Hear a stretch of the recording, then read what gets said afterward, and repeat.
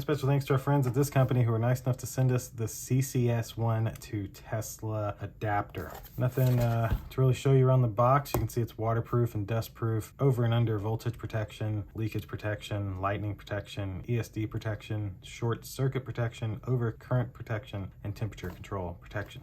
A little bit more of the voltage rating there on the side, and that is the sticker here. So if I was to slide this out, you get very nice packaging, a little piece of foam on top. They include a little owner's manual, which tells you how to use this device. And then this is it here. That's it for the box. So this is it. As you see, this part plugs into your Tesla, just like any other Tesla. And once this is plugged into your Tesla, you're then able to plug in a CCS charger. Now, as you may know, in North America, Tesla uses its own proprietary port. They do not have CCS ports on them. So in North America, you would buy this mainly to try to charge on EVgo or Electrify America if for some reason there was not a Tesla supercharger near you. Now, there is one other thing that you'll want to know, which I will pop in right here, showing you exactly how you make sure that your car will even work with this CCS adapter. So to find out if your car is compatible or not with this CCS Tesla adapter, click your car icon, go to software, and then click additional vehicle information. It'll then tell you here whether your car has CCS adapter support. So you can see my car, CCS adapter support not installed. If yours says installed, then you could buy this charger and it'd work with no problems.